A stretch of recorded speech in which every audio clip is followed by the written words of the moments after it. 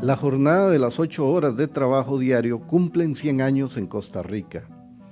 Este derecho, que ya se había conquistado en Europa desde mediados del siglo XIX, se logró en nuestro país luego de un movimiento huelguístico que nació en la capital, adquirió fuerza y se fue extendiendo hacia la periferia.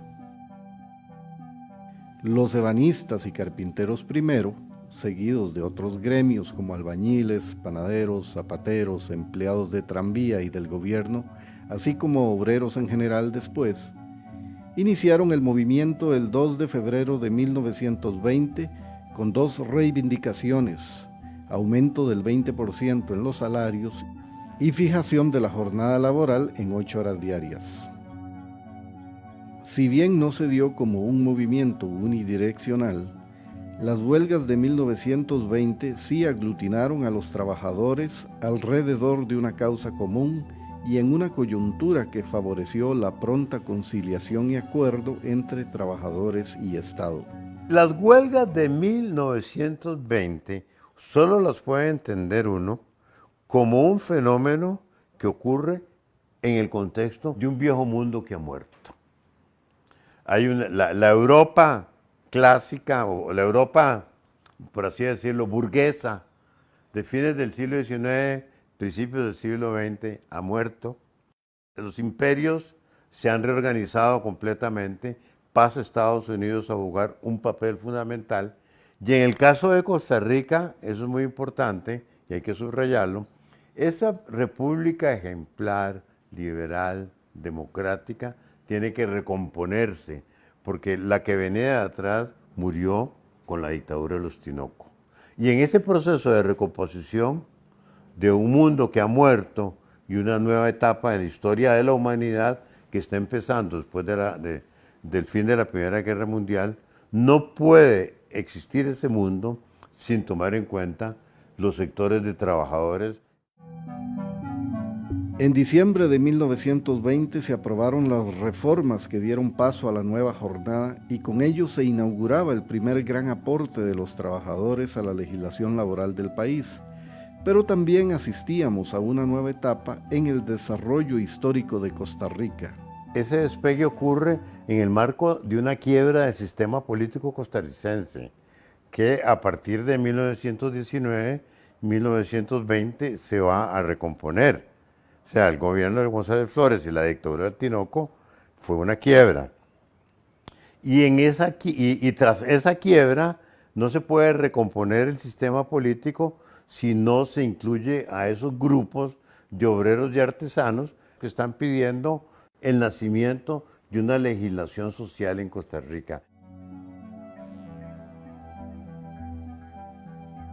Los historiadores Acuña y Carlos Hernández concuerdan en que el movimiento adquirió fuerza y tuvo una gran amplitud en el resto de la población, pues quienes lo integraban era una minoría que habitaba en el mundo urbano, que tenía un mayor nivel de alfabetización y cultura política y que estaba conectado con los intelectuales progresistas del momento. La correlación de fuerzas era muy favorable hacia el movimiento popular y el movimiento de los trabajadores, tanto por la debilidad del gobierno como por la legitimidad de la demanda de las 8 horas, que creo que ya había adquirido simpatía en amplios sectores de la población, como que también porque la clase política costarricense tenía que reconquistar legitimidad frente a la sociedad, porque había quedado muy desprestigiada.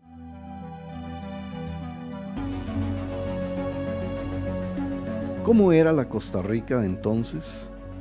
Hacia 1920 la economía se sustentaba básicamente en la agricultura.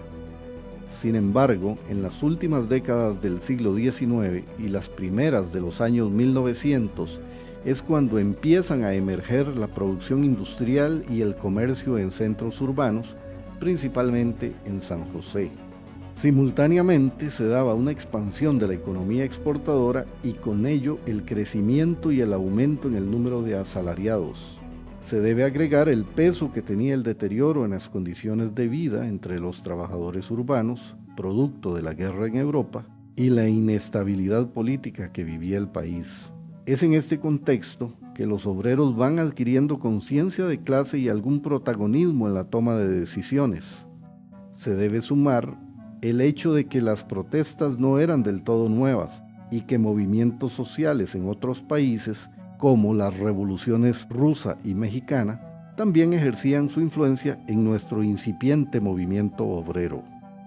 En los años anteriores ya existían ciertas manifestaciones, ¿verdad?, de clase, algunos grupos, algunas publicaciones periódicas que eran obreristas, para decirlo de alguna manera. Y tal vez lo que marca esta diferencia ya es propiamente la acción huelguística, ¿verdad? Bastante generalizada, tal vez no huelga general, porque no lo fue, pero sí una serie de movimientos más o menos, coordinados, en otros casos prácticamente aislados. Es una sociedad que viene evolucionando lentamente, ¿verdad? Digamos, hay procesos de apertura y negociación política y los grupos de trabajadores, especialmente urbanos, son actores emergentes, ¿verdad? Eso no podría entenderlo uno como una concesión graciosa, digamos, de los grupos dominantes, sino como un proceso de constitución y concientización, ¿verdad? Que quizá muy influido por las circunstancias de la época, de crisis más o menos recurrentes, ¿verdad? De problemáticas muy diversas, pero también de consolidación de un pensamiento reformista, ¿verdad? Van ganando, digamos, espacio dentro del escenario político. Hay muchas cosas que deben ser reivindicadas y el contexto internacional además propicia esos replanteamientos y esas aspiraciones de reingeniería social.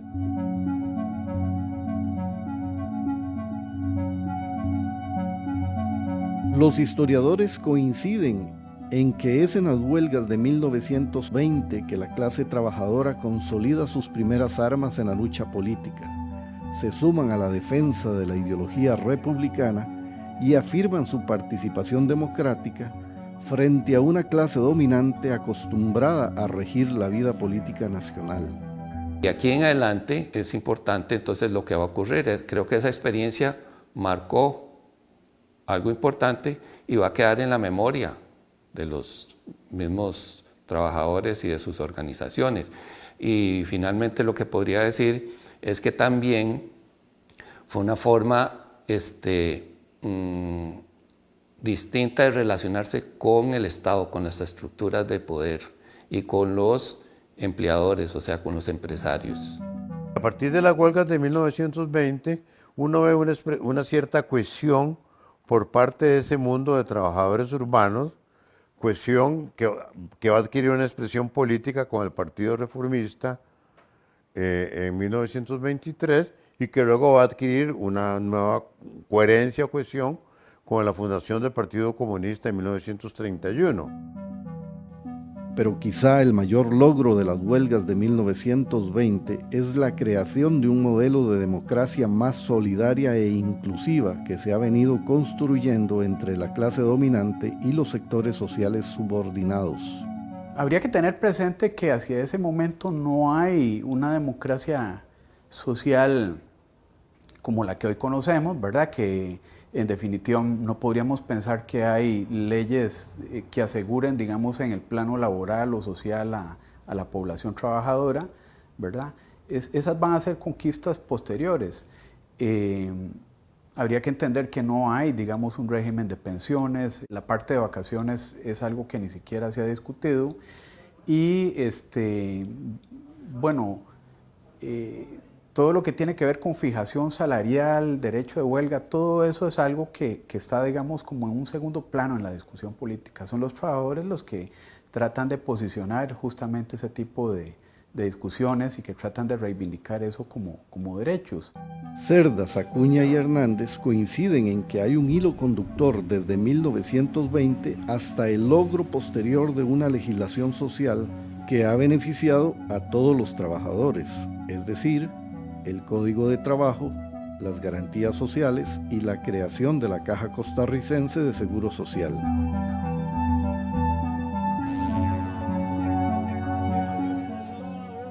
Cien años después de haberse logrado la conquista de las 8 horas diarias de trabajo, y en momentos en que se plantean opciones como el teletrabajo y la flexibilización de la jornada laboral, particularmente en urbes donde la movilización se ha vuelto un desafío de los tiempos modernos, pareciera necesario conservar el principio de que a cambio de esa flexibilización, la gente no tenga que trabajar más de 40 horas semanales.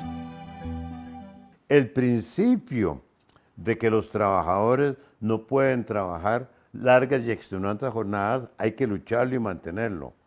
Que eventualmente haya que negociar, en Costa Rica eso es difícil porque no hay sindicatos en el sector privado, que haya que negociar ahora nuevas formas de organización de la jornada de trabajo, posiblemente eso ocurra.